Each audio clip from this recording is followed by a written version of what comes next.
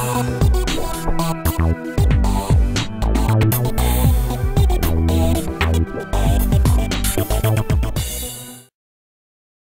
tout le monde!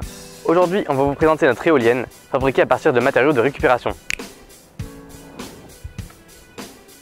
L'objectif est de vous donner toutes les informations qu'on a acquises pour vous aider à en fabriquer une, aussi bien au niveau de la construction que de la théorie. Cette éolienne est de loin le plus gros projet qu'on ait fait jusqu'ici. On l'a commencé il y a 2 ans et demi et on vient tout juste de la terminer.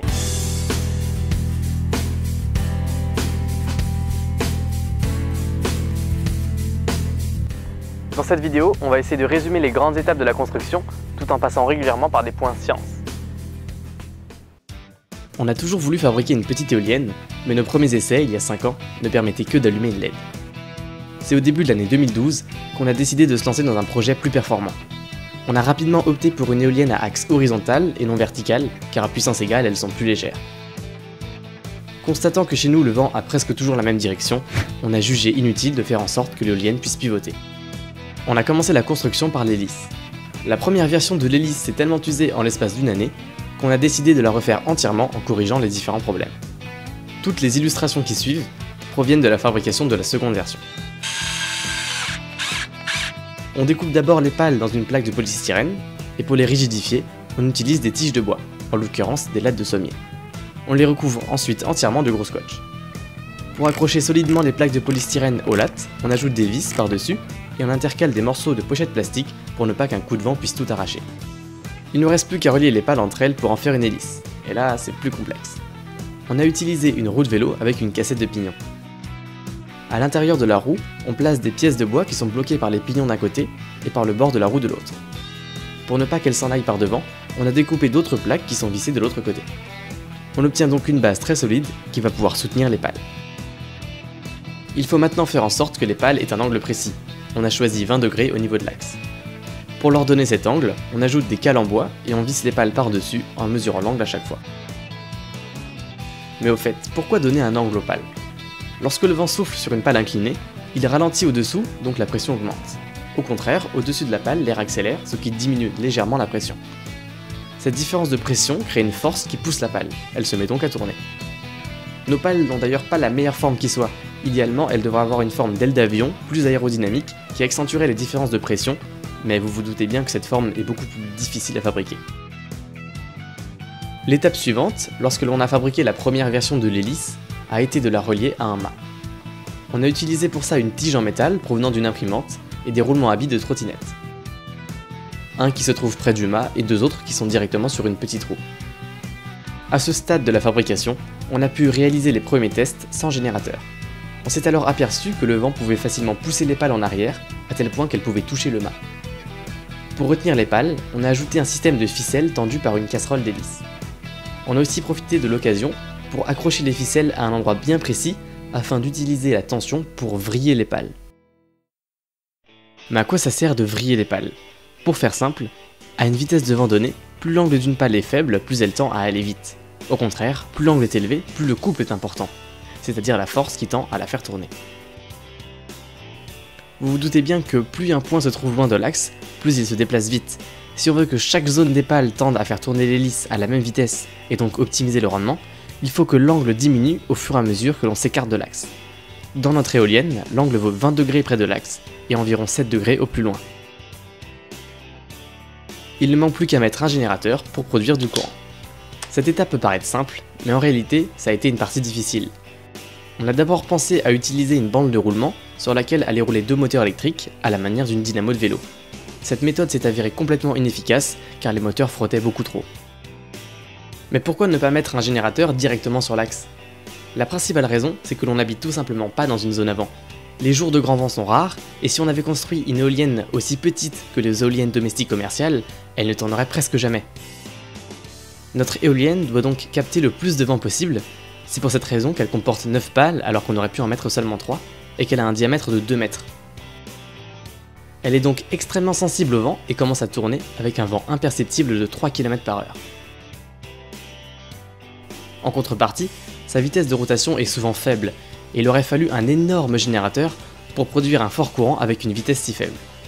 On est donc obligé d'augmenter la vitesse de rotation du générateur avec un engrenage pour produire une puissance exploitable avec un générateur de petite taille. Le fait d'augmenter la vitesse du générateur permet de mieux exploiter la puissance disponible, mais ça ne crée pas d'énergie en plus. On a donc changé de méthode en se servant d'un système de courroie.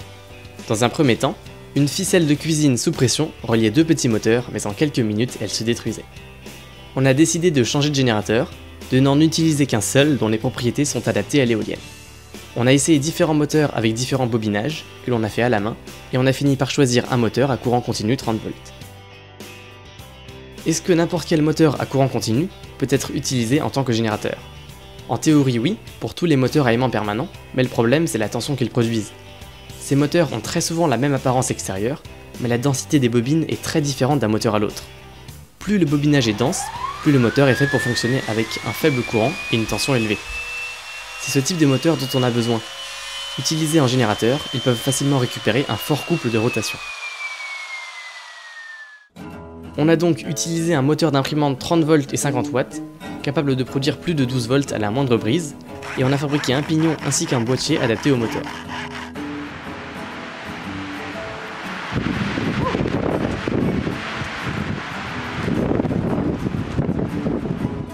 Où placer l'éolienne à présent? En plein milieu du jardin, là où il n'y a aucun vent? En hauteur sur un mât de 10 mètres de haut? On a trouvé une technique un peu plus originale, la suspendre entre deux cèdres avec deux cordes. Avant de l'installer, on a commencé par faire un peu d'élagage pour dégager la zone dans laquelle l'éolienne allait se trouver. Ça permet à la fois de ne pas ralentir le vent et de nous simplifier la tâche quand on monte. Et puis ça fait toujours un peu de bois de chauffage. On a ensuite ajouté une tige en métal que l'on a récupérée dans une vieille lampe. Cette tige, dans laquelle passe une corde, est attachée le plus solidement possible au mât dans toutes les dimensions. Elle sert à maintenir la roue et le mât toujours dans le même plan.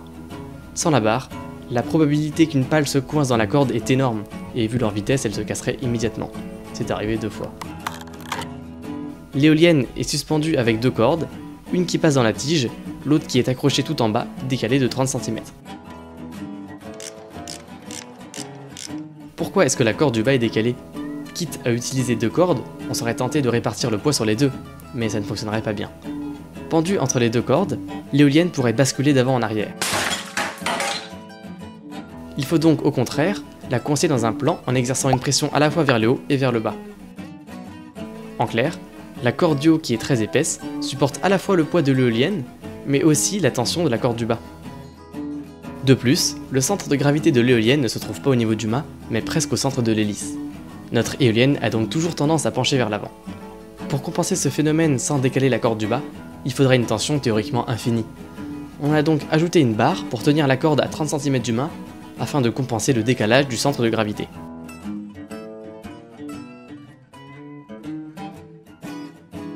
En 2 ans et demi, on a monté et descendu l'éolienne plus de 10 fois. Au début, il nous fallait 20 minutes, aujourd'hui moins de 10. On accroche d'abord la corde du haut d'un côté, puis de l'autre, tout en soulevant l'éolienne au fur et à mesure que l'on monte. Une fois que l'éolienne est suspendue, on tend la corde le plus fort possible. On accroche la corde du bas de chaque côté au dernier moment, ce qui nous permet de régler la position de l'éolienne dans 2 dimensions.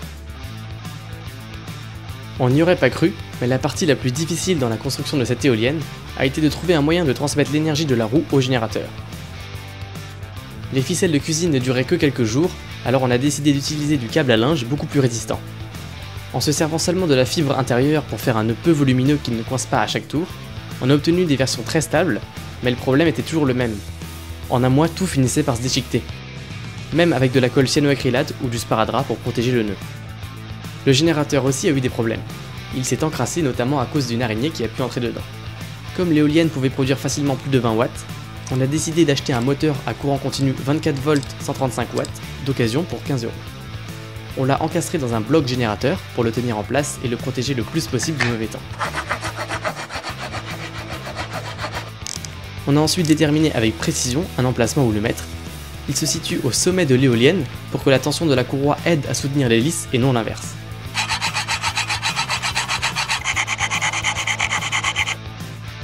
Une fois cette opération faite, on a recouvert l'éolienne d'une couche protectrice Bondex qui permet au bois de résister à l'épreuve du temps.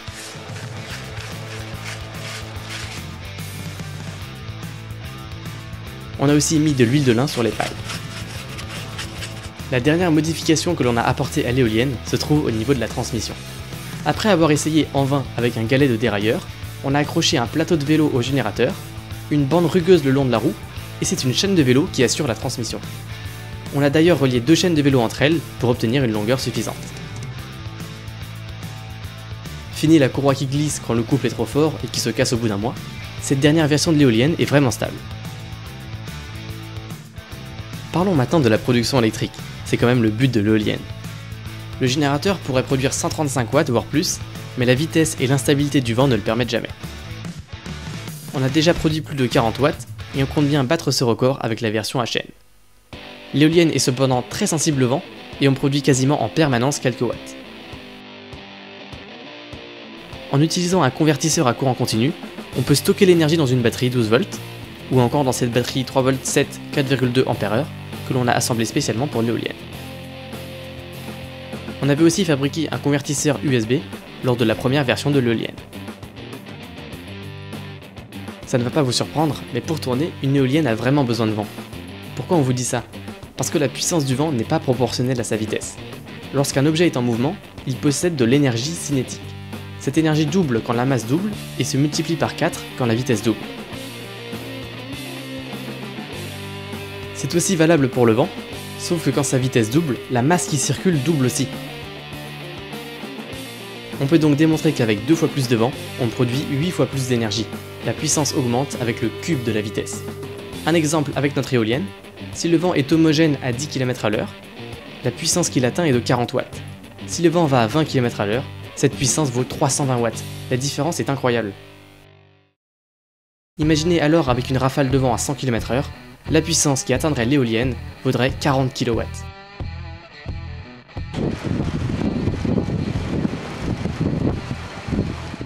Pour 20 km/h, la puissance du vent qui circule dans le disque de l'éolienne vaut 320 watts.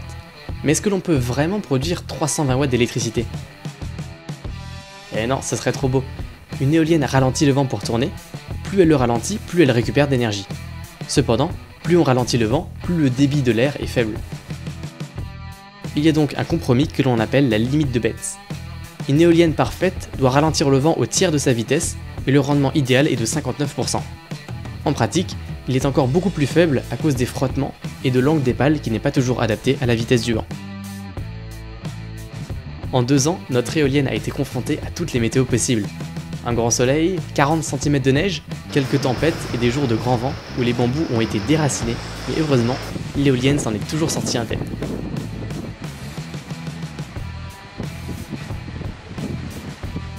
Voilà, on espère que cette vidéo vous a plu et qu'elle vous a donné des idées pour fabriquer votre propre éolienne. À la prochaine!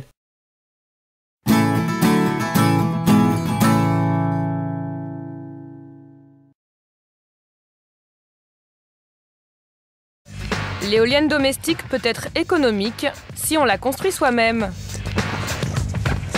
Bon, prêt? 1, 2, 3. C'est bon? Sinon, dans notre direction, elle est bien là. Victor et Armand, 18 ans, ont tenté l'expérience. On aime beaucoup les projets en rapport avec les énergies renouvelables. Et pour l'instant, tout ce qu'on avait fait, c'était en rapport avec l'énergie solaire. Alors on s'est dit que ce serait bien de fabriquer une petite éolienne. Elle vous a coûté combien cette éolienne? 0 centimes. 0 centimes, Puisqu'elle est faite uniquement avec des matériaux de récupération. Le but, c'était de fabriquer une éolienne sans sortir de chez nous, puisqu'en fait, tout ce qu'on voit sur cette éolienne-là, vous l'avez tous chez vous. Des bouts de classeurs, des polystyrènes, des moteurs d'imprimante. Quoi d'autre? Des pièces de bois. Une petite éolienne dans le jardin pour s'amuser, mais pas seulement. L'énergie qui allume les LED, c'est bien celle de l'éolienne, puisque quand on a connecté cette batterie à l'éolienne pour la première fois, elle était complètement vide, alors que là, elle est chargée à peut-être 90-95%. L'idée, ça serait de pouvoir recharger son téléphone avec. On aime bien l'écologie, on a toujours aimé des trucs écologiques, mais c'est pas vraiment avec un projet comme ça qu'on évitera certaines consommations, mais bon, à petite échelle, ça peut toujours être sympathique, et puis donner peut-être des idées à d'autres personnes, et multiplier par 1 million, ça peut être utile.